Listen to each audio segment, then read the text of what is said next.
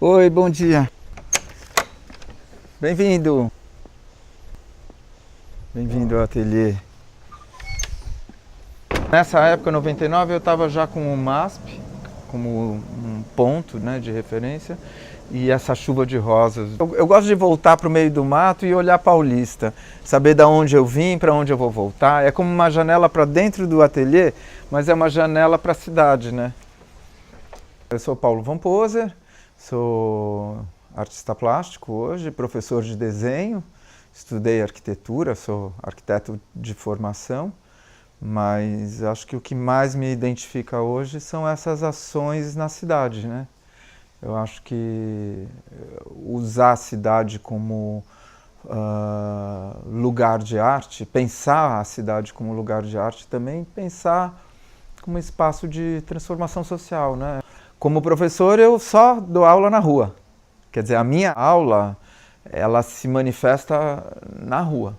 Então, ou num topo de prédio, ou num museu, ou na rua mesmo. A gente sai andando, assim. Essa conversa, arquitetura e arte, ela faz parte da história, né? Não existe separação. Você tem, claro, uma ação. Eu respeito e admiro meus colegas arquitetos, porque a complexidade da cidade hoje é difícil você pensar um projeto numa esquina. Ah, eu vou fazer meu projeto aqui. E pensar a cidade é complexo, porque aí você tem que pensar as pessoas. Você tem que pensar qual seria a questão nossa hoje, então, para pensar? Pensar a diversidade. Nós estamos muito mais preocupados hoje com a relação entre os edifícios. Então, não importa muito se vai fazer um projeto de um portão, de uma guarita, de um arranha-céu, mas como que ele está conversando com os outros edifícios, né? O que deve ser preservado? O que você vai ressignificar, né? Como é que você tira os carros? Porque o carro é nocivo. Absolutamente a cultura do transporte individual é poluente, são 700 quilos para levar 70, fica parado, né? Tem algo que vai mudar, né? Mas não é tanto isso, acho que é mais o respeito pelas pessoas, pensar numa cidade mais democrática, se é que é possível, mas também uma cidade mais humana e justa, né?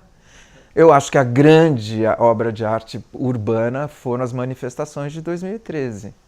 Aquilo mudou. Aquilo as pessoas acordaram e falaram, bom, se uma multidão para a marginal, se as pessoas conseguem bloquear a cidade, como aconteceu inúmeras vezes e vem acontecendo, né? É uma graça, é muito poderoso. Acho que houve aí uma consciência diferente. O MASP é o coração da cidade, né? Eu acho que é um museu que passou por um tempo de isolamento. Hoje ele está revigorado, né? Com uma outra posição na cidade. Nesse sentido, ele está muito ligado à Rosa também. Você sente que ele se abriu para a cidade. Eu acho que a Paulista é o lugar onde ele está, ele é um símbolo também de São Paulo. Eu gosto também de dar aula ali embaixo, gosto da feirinha. Eu acho que ele é um símbolo vivo desse desejo, talvez, de horizonte.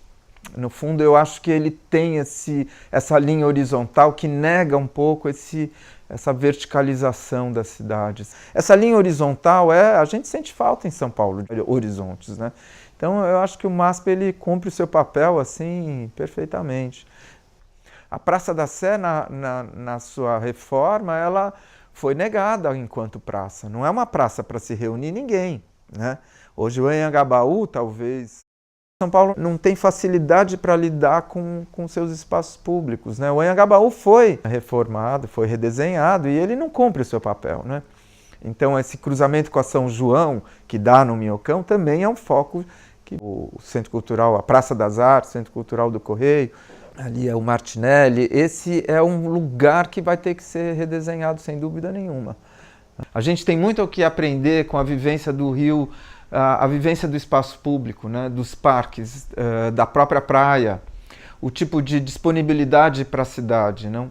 E eu acho que o carioca tem um amor pelo Rio incrível, né? E esse momento é muito delicado para as duas cidades. As duas cidades estão tendo que se repensar, né, de uma maneira ou de outra. São Paulo, vamos dizer que está numa busca de lugares mais saudáveis, vamos dizer, né, eu acho que São Paulo é uma cidade que precisa mais saúde, mais parques, por exemplo, né, eu estou envolvido no Parque Minhocão, a ideia do Parque Augusta, essa conexão de áreas livres para uma vida mais lúdica, para uma vida mais também com mais tempo, né? Menos funcionalista, né? São Paulo está abandonando um pouco essa ideia de uma cidade para o trabalho, né? As pessoas acho que estão querendo curtir mais a paisagem, por exemplo. Mas é uma paisagem, mesmo desvalorizada, mas foi desvalorizada, né? Na própria concepção, porque é uma cidade que tem um relevo lindo, né? A Paulista é um marco geográfico, né? Tanto quanto o Jaraguá. Mas ela foi destruída, né? Uma cidade onde o processo de urbanização e verticalização acabou destruindo um pouco, né? E você tem poucos edifícios onde você sobe para ver, né? Você tem 2, 3 edifícios que você tem acesso, né? E você teria muito mais possibilidades de uso dos topos dos prédios, né? Agora estão começando a pensar que é um valor, né? Você olhar para a janela e... muita gente diz São Paulo uma cidade feia. Eu acho uma cidade muito linda, assim.